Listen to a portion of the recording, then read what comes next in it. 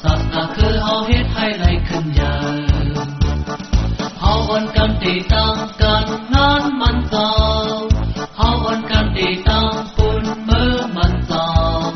คือเฮามีตะแกนแข็งพร้อมเป็นกัน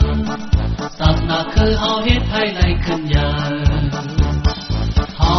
อย่าไปสั่นสร้างกันเฮามีบุญพรบุญคนนำช่วยกันฮักกันยินอย่างมิตรพัฒนาสหัสตื่นตอ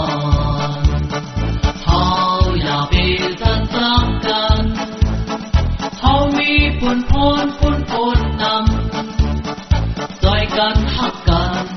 ยินอย่างมิตรพัฒนาสหัสตื่นตอน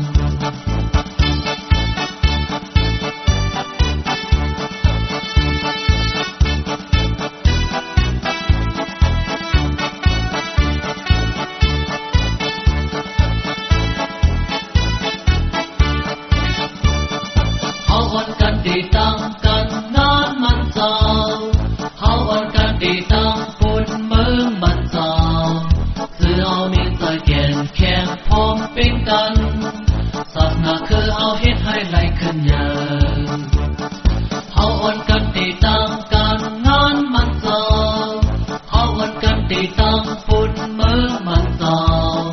คือเฮามีใจแก่นแข็งพร้อมเป็นกันศาสนาคือเฮาเฮ็ดให้ไหลขึ้นใหญ่เฮาอย่าไปสั่นสร้างกันเฮามีบุญพรบุญคนนำช่วยกันฮักกันยินอย่างมิตรพัฒนาสหัสตื่นตอนเฮาอย่าไปสั่นสร้างกันเฮามีบุญพรบุญ